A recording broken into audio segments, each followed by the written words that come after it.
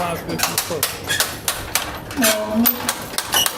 Dans un premier temps, on la remonte. Tic, tac, tic, tac.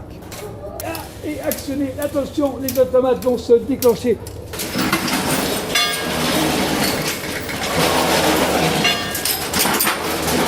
Pendant que la pièce, le lion va s'arrêter. Les squelettes. Je ne sais pas si tu l'aimes, c'est le mot déglingue. Il y a quelque chose du temps déglingué, avec une folie absolue. Je ne sais pas si je dois prendre ça pour un compliment, mais... Moi j'aime le mot déglingue. Enfin, je trouve que ça...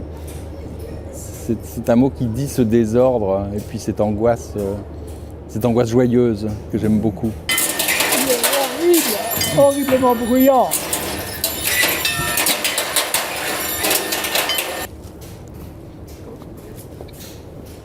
Voilà le passage le plus dangereux, c'est cette rampe qui peut glisser. On va les attendre peut-être. Ah, voilà. Donc il y a beaucoup de machines, comme tu as pu le voir, j'ai beaucoup travaillé avec des moteurs électriques. Maintenant, un effort est demandé à...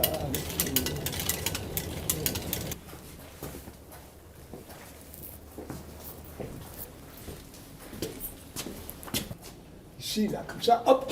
Voilà.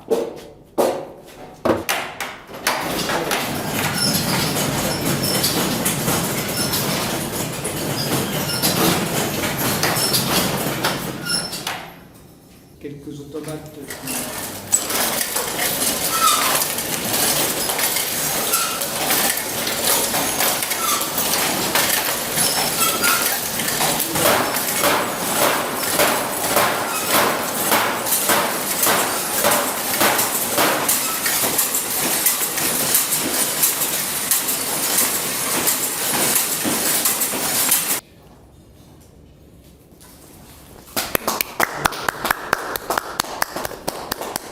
Est-ce que c'est pas une illusion et une prétention, voire une vanité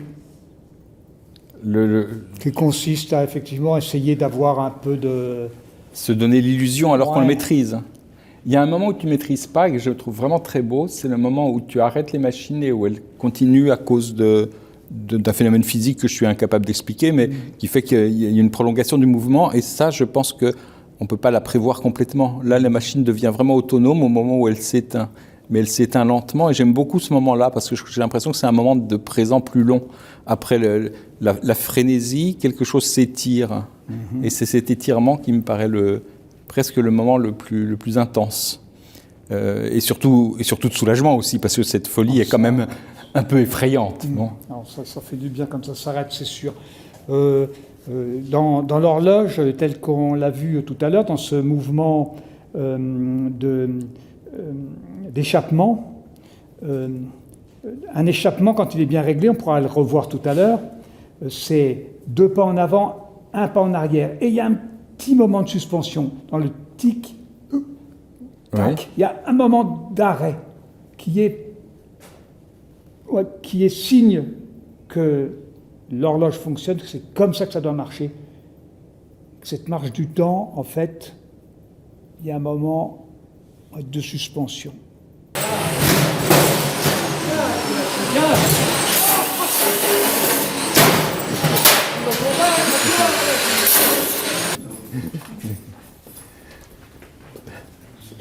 Sans passer par le département de dessin. J'essaye de retrouver... Non, je suis d'accord, hein, évidemment. Je jouais d'un faux paradoxe. La chair est quand même plus vivante. Mais il me semble quand même que le modèle, très souvent, la tradition académique, c'était de l'immobiliser. Et là, ce qui continue de le rendre vivant, c'est que le trait est tellement mobile qu'il y a quelque chose de la danse malgré tout, même s'il est saisi dans l'arrêt. Pour moi, c'est vraiment la question du mouvement et de l'immobilité.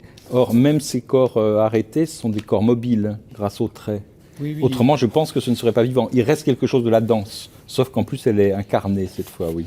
Elle est moins squelettique. En effet, c'est... on est heureusement, enfin, le XXIe siècle, enfin, l'évolution de la pratique artistique nous permet aussi de travailler vraiment avec des modèles vivants, c'est-à-dire les poses, de leur demander des poses courtes, voire très très courtes, ce qui est beaucoup plus stimulant pour dessiner, enfin, et qui correspond en tout cas mieux à mon trait. En fait, c'est toujours la même question, c'est comment est-ce que la ligne, enfin pour moi le vert, donc la ligne peut quand même contenir du mouvement sans l'arrêter. C'est vraiment cette question-là.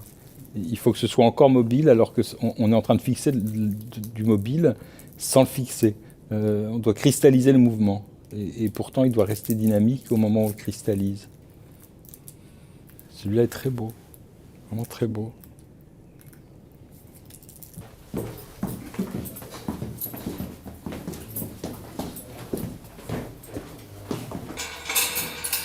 Très belle porte. Ouais, j'ai l'impression d'être le père Fouras. Absolument, très belle porte. Oui, c'est un squelette de découpe. Dans les caves.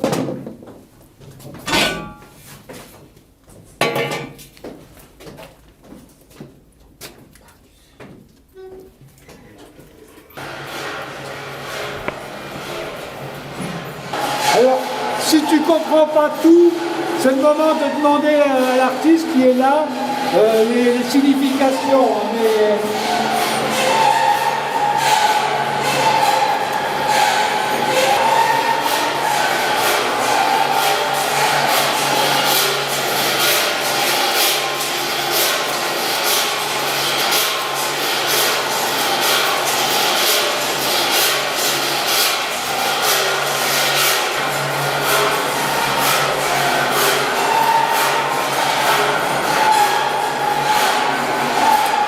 Parce que le prix est de 5 € par exemple.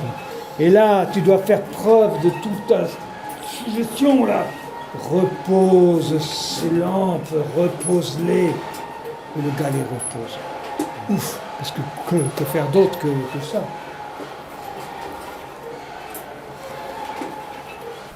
Ah, un enfer bien habitable, là, si j'ose dire. Ouais, Un bien trou habité, d'homme. même. Un trou d'homme, ça s'appelle un gloriole aujourd'hui. Tu veux un peu de lecture? Il y Alors, en a qu'un qui bosse. c'est pas vrai. Je réagis. Rejoins-moi dans mon parking, je ne l'ai jamais fait. Sur fond jaune criard, les messages inventent des scénarios toujours les mêmes. Bureau, garage, porte entr'ouverte, avec un goût partagé pour l'ordure et l'inconfort, le frisson de la transgression. Quelquefois l'enfer en effet secoue, ça c'est pour toi, quelquefois l'enfer en effet secoue. Mais souvent, le masque de travers révèle un carnaval où l'on joue d'un doigt négligent, sur la peau de la nuit un air de tambourin. Fête nationale. L'encre et l'or de la nuit, le pavé parisien, la lumière bleue des téléphones, les pas pressés, la crainte de rater l'adresse, de se tromper de code, puis les escaliers, chaque étage gravi promettant un corps plus jeune en récompense. Enfin, la chambre de bonne, la porte entr'ouverte, l'habituel désordre, cendrier plein, lit défait, musique forte. Dans la pénombre, encore un écran ouvert, clarté moderne sur un nu. Et quand il explosa entre mes lèvres, à ce moment précis, on entendit par la lucarne les premiers feux du 14 juillet. Ah oui, c'est superbe.